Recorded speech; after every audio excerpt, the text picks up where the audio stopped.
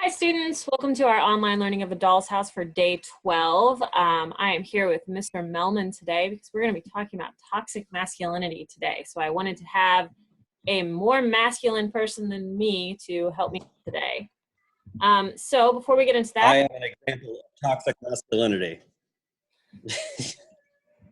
Before we get into that, let's talk about our goals for the week. You guys are going to be writing a response to a prompt analyzing A Doll's House by Henry Gibson. You will continue to collaborate with teachers and classmates, and we're going to be finishing up all of our work on A Doll's House and our feminism unit so that we can prepare for our next learning experience, which will happen after spring break. For today's checklist, we're going to be looking at some advice from Princeton University about wholesome masculinity. We're going to read an article from a guy named Christian Lopez on a website called Medium about what non-toxic masculinity looks like. And then I want you to consider your own opinions about what makes something either wholesome, masculine, or toxic masculine. Our standard today is to analyze how an author unfolds an analysis or series of ideas or events, including how they're introduced and developed. And so you're going to analyze how an author explains toxic masculinity by reading articles and memes, so that you can express your own feelings on what makes masculinity toxic versus wholesome. For our activator today, I have this cool comic you might want to check out. Here's what it looks like. And it is a conversation between Thor and Mr. Rogers, which you might enjoy reading. Okay, so getting into our work session, don't forget your assignment for this week is to choose one of the prompts in this document right here and respond to it by the end of the day on Friday. We've already had quite a few responses just today. You can see there's people right up here responding right now. So make sure you get that done by Friday.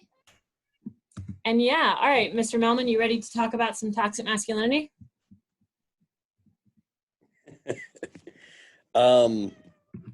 Well, I don't know. It is a very complex topic. We actually had a response on the blog to the concept of toxic masculinity that says, I guess I'm not allowed to be masculine anymore, huh? Am I still allowed to be white, or do I have to change that as well? And I would probably say that this person is intentionally being confrontational.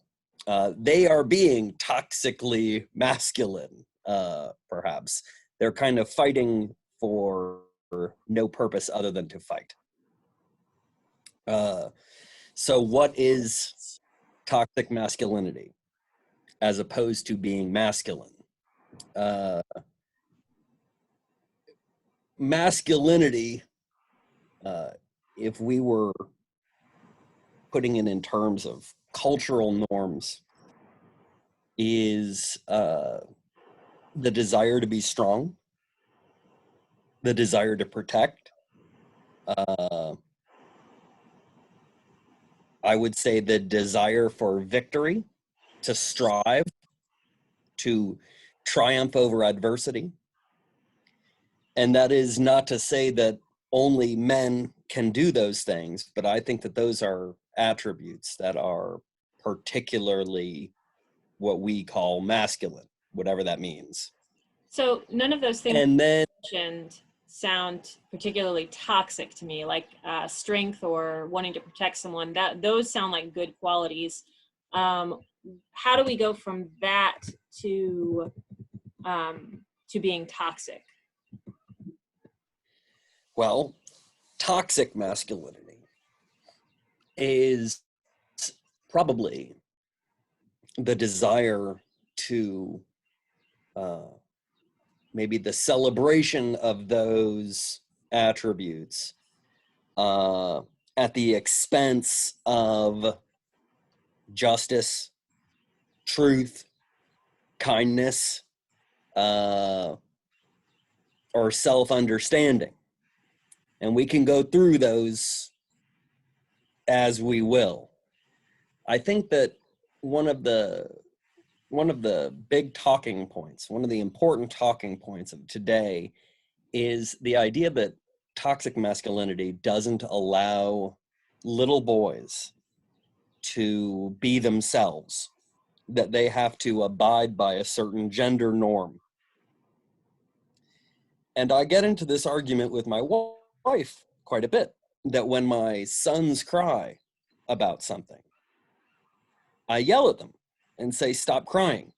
And my wife says, "Tears are okay. We're allowed to cry if we feel like crying." And I think that my wife is right to a certain extent. I want my sons to be strong and not complain when they're just a little upset. But they're allowed to cry about their emotions, like about their feelings, like they're allowed to express themselves. But at the same time, we don't want somebody who's crying about having to clean their room. Like, that is not expressing yourself. I guess when it comes to kids, the question would be if you would tell a little girl to stop crying about the same thing. Okay. I have one of each. You have two sons. I have a boy and a girl. And I think I spend a lot of time telling both of them that they need to stop crying without any regard to whether it's my son or my daughter yelling at me. We have a lot of gender norms in our society, and maybe in the world society, about what a man looks like, about what a man does, about how a man talks. And if you don't fall within those fairly narrow norms, then by the rules of toxic masculinity, you would get made fun of, so that you would begin to abide by those gender norms. Yeah, we have in this article from Princeton about healthy masculinity that I linked on the blog here. Can you see my shared screen? So we've got, it talks about things that are adhering to male stereotypes, like restricting emotions to only acceptable ones, such as anger or jealousy or happiness, which would leave out the kind of wider range of emotions: sadness, fear, kindness, tenderness, that sort of thing. So I think that goes into what you were talking about with we tell little boys to not cry maybe a little more often than we say that to little girls. Yeah, and I don't have daughters, but yeah, that might be the norm.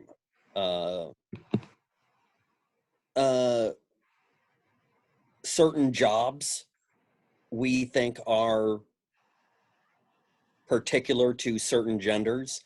I work in a woman-dominated field. I've never particularly felt discriminated against by guys for that, like I'm a sissy because I'm a teacher. And I have plenty of guy friends who are nurses as well.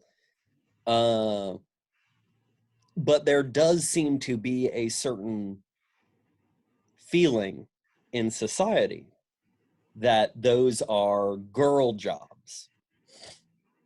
I have a teacher. I worked at a paint store. I worked at a Sherwin-Williams selling paint, which is a very male-dominated industry. So I was kind of in the gender swapped situation to what you're in now.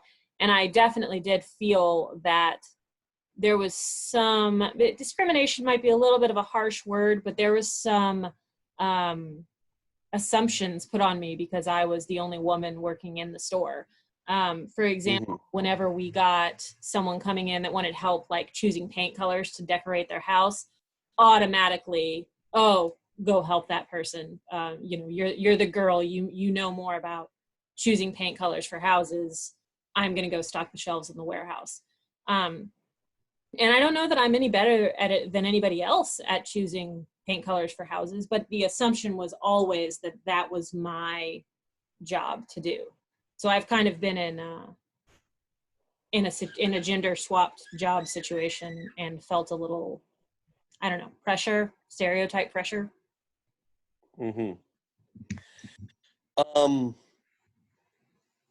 I see on the list that something that would not be allowed by toxic masculinity masculinity is asking for help when needed. And I know that that was a stereotype about guys like not asking for directions or something when I was very young, but I don't know if that abides anymore. Like, if you don't know where you are, I think most guys would say, pull over to a gas station and ask where we are, or use Google Maps. That might not be what we're talking about. Showing vulnerability, a big part of toxic masculinity and kind of being a guy is not being weak. And if you feel like you can't show your weakness to people, then that's not showing who you are. And that is cutting you off from developing real relationships with people, really knowing who we are to each other. Now, that's not to say that, again, like my sons, that they should cry whenever they're having trouble at something, but admitting, I'm not sure about this, I'm going to have to work my way through it here, or I need help. To some people, that's a sign of weakness. I would argue that that's a sign of growth, and that's the only way we're going to grow, is to say, well, I'm not sure, I'm working this out, or what's the proper way to do this? That kind of line of questioning. That's the only way to grow. Speaking of I weakness, wouldn't, if I'm hanging around with a group of guys, it was talking about not wanting to express a wide range of emotions and still be masculine. If I was hanging out with a large group of guys, I would be very hesitant to express sadness to the group, or fear. I do put up a front of being tough. do you think that that's some toxicity in yourself there, that you are unwilling to show fear when you're around your friends, that you can't be afraid? Well, it's a complex issue. Usually, I consider fear to be a lack of understanding of something or being inexperienced at something. And so you're scared of the new experience. And I don't think you should be scared of new experiences. I don't know. It is a complex issue. Am I my real self, my true, honest, open-hearted self with everyone? No, I'm not. And I don't consider myself to be toxically masculine. I would like to celebrate my feminine side and acknowledge my feminine side, whatever that means too. And I would like to be able to, I would like to think that I am able to reach out and touch someone and express myself as I really am. And I'm unafraid of being made fun of for it. So that making fun of someone for it kind of seems like every article we've looked at comes back to that. This is how it's enforced, is that boys are made fun of for crying, boys are made fun of for showing emotion, people are mocked or bullied or whatever if they don't play into these toxic stereotypes. Do you think that's kind of the root of it? Is this making fun of other people is what's pushing it? Well, I think that the term making fun of it might be dismissing it as less than it is. I think that there is an expectation and respect to people who abide by those rules, who do manly things like work with their hands, or I don't know how to hunt or shoot a gun or do construction, or all these things that are considered very manly, and they're given cachet that these are what real men are by young people or people who are ignorant or whatever. I do not do any of those things. Well, that's not entirely true, because I know that when it's not a pandemic, you go and play paintball most weekends, and that is a pretty masculine activity. And I'm athletic, like I play sports. But if you put a hammer and nail in my hand, I'm going to get it wrong. And if you ask me to fix something, I will screw it up. But I've never worried about if people didn't think I was manly. And I think that because of that, because of me not caring about that, people think I'm manlier than I am, because I'm confident. See, confidence is another big part of masculinity, is believing that you are going to be fine, that you're going to work it out. But if you take that to the extreme and say, I need no one because I'm tough enough to handle anything, then you've wandered into the toxic masculinity thing. And you're going to be unable to develop into who you really are or who you can be. I think that all of it is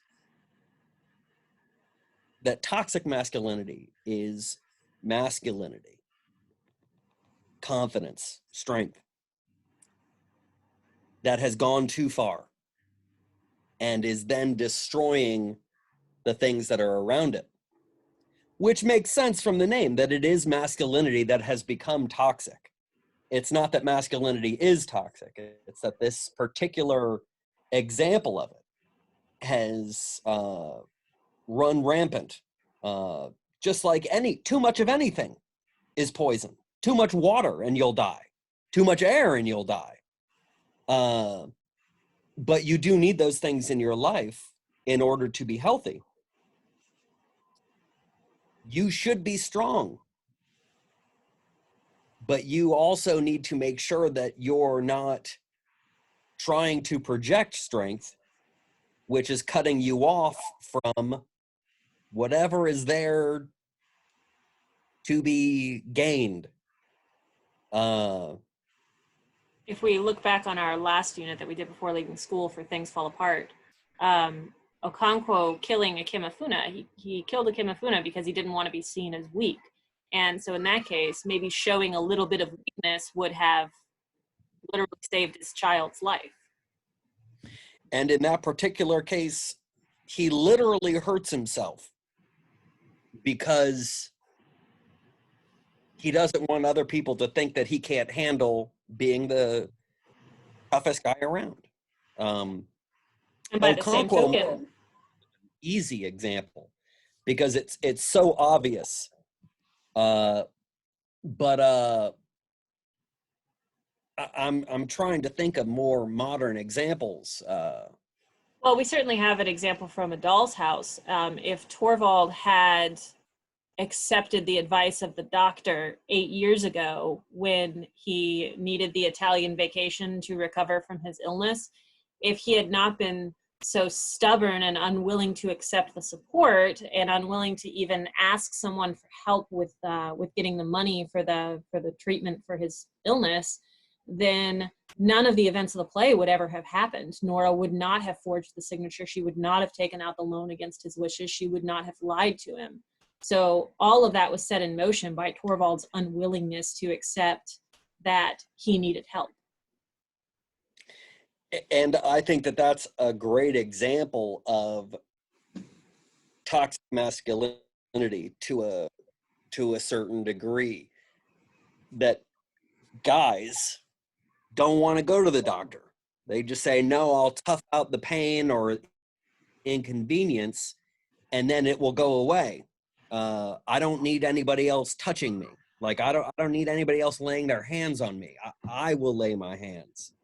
A doctor is a extreme example of someone who's in charge of you. This is the person who's in charge of your breathing, and can tell you how to breathe better or not breathe at all.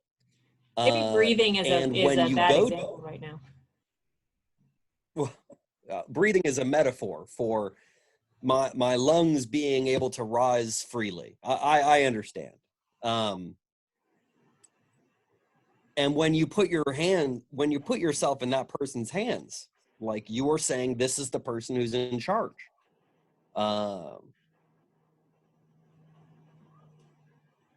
I had not remembered that about Torvald not accepting the doctor's advice. Well, it's just that he didn't have the money for it. You know, he wouldn't accept. It was that they didn't have the money for it. He wouldn't accept the advice that you need to take out a loan. Like he was going to do anything other than take out a loan. And he has this whole big play where he talks about how I could never be indebted to my wife. I could never accept help from my wife. It kind of tears them up. Well, the impression I got was that he didn't want to take money from anybody. And that's another thing, is a man is someone who doesn't need anyone's help financially. He is able to provide for his family. And in that regard, I think that the toxically masculine version of that is still very much in effect in our society, where a man really is expected to be the breadwinner for the house. Now, I married my wife, and she was making literally twice what I was making, and you make much more than twice what your husband makes. But I do think that the norm is that the man usually makes more money. And there is I think many men take a certain sense of pride in being the primary one who brings the bacon home, which is fine. You know, everybody wants to provide for their family. But if it goes to the extreme again, where you refuse to allow your wife to have a job, or you could never marry a woman with a more prestigious job than you, like, I don't know, then that's stopping you from being happy, from finding happiness. I can't imagine being, wanting to marry someone, like liking them that much, loving someone so much that you want to marry them, but saying, no, I can't because they are too prestigious for me. I don't want to play second fiddle to anybody. And that is toxic masculinity, refusing to play second fiddle.